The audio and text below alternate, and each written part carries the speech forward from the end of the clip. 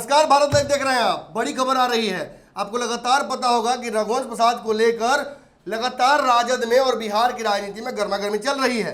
राजद प्रयास कर रही है कि कैसे भी रघुवंश प्रसाद के फैमिली को, उनके विचारधारा को, उनके समर्थकों को साध ले, लेकिन रमा सिंह की एंट्री के साथ ही कहीं ना कहीं विवाद बढ़ जाता है राजद में। बिरजू, बिल्कुल सर, कल देर रात जो है लगातार जो रामा सिंह को लेकर एक संशय बना हुआ था कि क्या एंट्री होगी नहीं होगी, क्योंकि जब रघुवंश प्रसाद सिंह जिंदा थे वो बातें वहीं से उठी थी। वह जब मिलने गए रघुवंश प्रसाद सिंह के जो विरोधी कहे जाते हैं रामा सिंह, तेजस्वी यादव से मिलने जाते हैं, वहीं से जो आग कहीं ना कहीं लगता है और धुआं से पता चलता है बिहार की राजनीति में कि आग लगी है। वो बातें अब स्पष्ट हो चुकी है।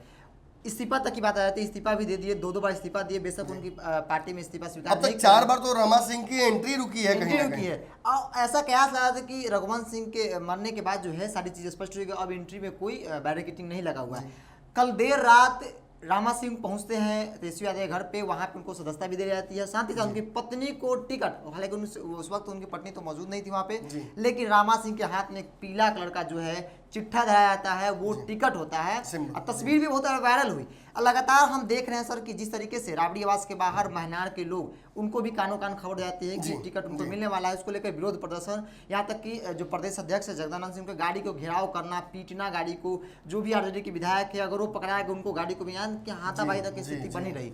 लोग एकदम कहा जाता है कि राजपूत समाज जो है वो टूट जाएगा, रघुवंश सिंह के जो समर्थक है वो टूट जाएगा। एक लंबा इतिहास रहा है रमा सिंह और रघुवंश बाबू का, लंबा इतिहास रहा है। एक दूसरे के खिलाफ चुनाव लड़ते आए हैं, वैशाली में दबदबा दोनों का लगातार बरकरार रहा। रमा सिंह चुनाव जीते भी हैं इनके खिलाफ, लेकिन रघुवंश प्रसाद विचारधारा की लड़ाई लड़ रहे थे। वो जानते हैं कि लोजपा का दामन था हुआ था, कहीं ना कहीं एनडीए का हिस्सा थे। ऐसे में कहीं ना कहीं रमा सिंह से एक वैचारिक मतभेद भी था, और वो मतभेद जब तक लालू यादव मौजूद थे तब तक लगातार बरकरार रहा। लेकिन तेजस्वी यादव आपदा में अपॉर्चुनिटी खोजते हैं। आपदा हुई, कहीं ना कहीं रघुवंश बाबू की मृत्यु हुई और इसे अपॉर्चुनिटी में बदल दिया उन्होंने। और कहीं ना कहीं वहां से रमा सिंह की जो एंट्री लगातार हम बोल रहे थे कि होने वाली है, रुक रहा था, क्योंकि एहसास भी कराना था। रघुवंश बाबू जब नहीं रहे हमारे बीच में तो तेजस्वी यादव ने कहा कि उनके सर से साया हट गया एक बड़ा।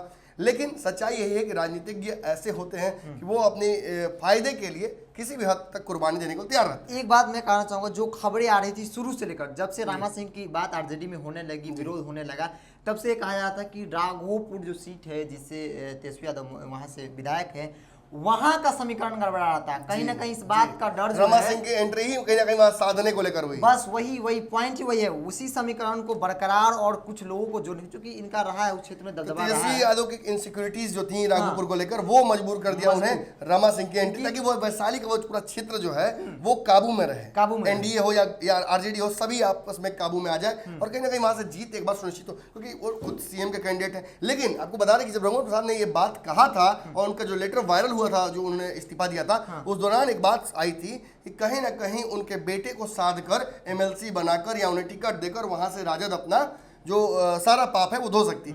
लेकिन कहीं ना कहीं उनके बेटे को एमएलसी बनाने की बात को लेकर आगे बात जो टाला गया, सत्यकाम नाम है उनके पुत्र का, उस राजनीति को उनके बेटे ने भी समझ लिया, उनके 10 समर्थकों ने भी समझ लिया। टिकट काट कर रमा सिंह की एंट्री करा देना ये साबित करता है कहीं ना कहीं कि खंजर तो पीठ में है। लेकिन एक बात मैं कहना चाहूंगा कि हम 2 दिन पहले की बात की जाए तो उनके बेटे जो है जिनको लेकर बातें कही जा रही है, वो भी मिलने आए थे। हालांकि हमने बातचीत करने की कोशिश की, लेकिन वो कुछ नहीं बोले इस वक्त।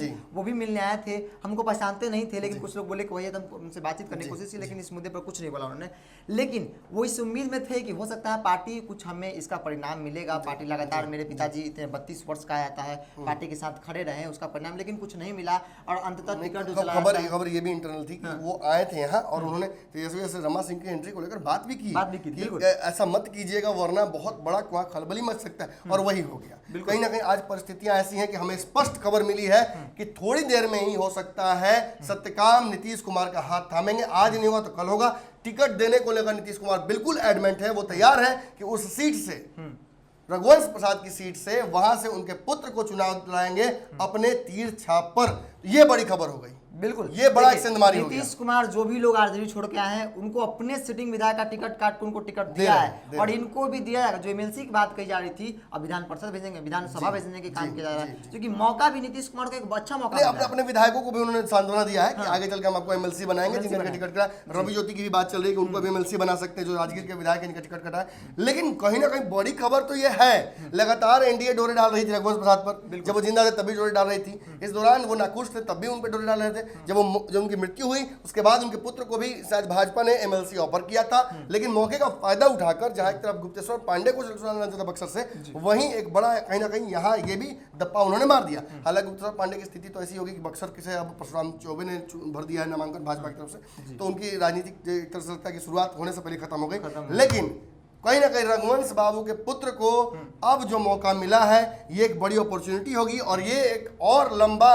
राजनीतिक लड़ाई यहाँ से शुरू हो जाएगा। बिल्कुल, देखिए जिस तरीके से बातें अब स्पष्ट होने लगी है कि कहा जाता है कि सच्ची श्रद्धांजलि अगर आरजेडी देना चाहती है तो रामा सिंह की एंट्री नो एंट्री लगा, लेकिन नो एंट्री ने अब एंट्री हो गई है। यहाँ तक उनकी पत्नी मनसा पर तो सवाल खड़े हो गए। बिल्कुल, समीकरण साफ दिखता है कि जो बातें कही जा रही थी वो अब स्पष्ट हो चुकी है कि वहाँ का समीकरण गड़बड़ाने लगा और उन क्षेत्रों में रामा सिंह का प्रभाव है, इस बात से इसमें कोई दो राय नहीं है। राघोपुर जैसे क्षेत्र में इनका समीकरण अच्छा खासा है और यही चीज शर्त था कि आप टिकट देंगे हम आपके साथ हैं। एक और बात है बिरजू, कहीं ना कहीं हम देख रहे हैं कि जो कंट्रोवर्शियल कैंडिडेट्स हैं उनकी पत्नियों को टिकट दे रही है राजद। बिल्कुल, तो ये तो मतलब वही ना घुमा कर नाक छूने जैसी बात, एक तरह से कहने के लिए कि दागी को नहीं दे रहे हैं पत्नी को, जैसे कि रामा सिंह की बात की जाए। और एक और बात, अनंत सिंह को टिकट दिया गया लेकिन साथ साथ उनकी पत्नी नामांकन नहीं, हो सकता है उनका नामांकन रद्द हो जाए, उनकी पत्नी उस टिकट पे चुनाव लड़ ले। जी, तो कहीं ना कहीं देखिए परिस्थितियां वही हैं, समीकरण बदल सकते हैं। आज जिस परिस्थिति में रघुवंश प्रसाद के पुत्र की लगभग एंट्री हो गई है जदयू में, ये साबित करता है कि वैशाली का जो इतिहास रहा है, पौराणिक इतिहास, जो संघर्षों का इतिहास, वो फिर से वर्तमान में भी कायम होगा और राजद वर्सेस जदयू वहां लगातार चलेगा। रघुवंश प्रसाद के पुत्र ने अपने पिता की राजनीति से इतर, हालांकि अंततः उन्होंने भी मान लिया इस बात को और अब उनकी राजनीति के इतर अब लालूवाद को वहां से समाप्त करने का बीड़ा उठा लिया है। बिल्कुल, तो ब्रेकिंग खबर है, लगातार इस खबर के अलावा भी खबरें हमारे चैनल पर चल रही हैं। इन ब्रेकिंग खबरों को प्राप्त करने के लिए अगर फेसबुक पेज पे आप देख रहे हैं तो लाइक कर लीजिए और सब जो ऑल बटन है उसे दबा लीजिए ताकि सारे नोटिफिकेशन आपको मिल जाए। और यूट्यूब पेज पर जो अगर आप खबर देख रहे हैं तो चैनल सब्सक्राइब करने के अलावा आपको बेल आइकन दबाना पड़ेगा, तभी पूरे चुनाव में मुफ्त में खबरें आपके मोबाइल पर, आप कहीं भी रहिए, खेत में खलिहान में, आपको खबरें रातों रात भी मिल ही जाएंगी। धन्यवाद। बढ़ाएं अपना कदम सक्सेस की ओर शिखर करियर इंस्टीट्यूट के साथ। शिखर करियर इंस्टीट्यूट पूर्वी भारत में एकमात्र कोचिंग संस्थान जो एक्सक्लूसिवली है मेडिकल एंट्रेंस एग्जाम के लिए।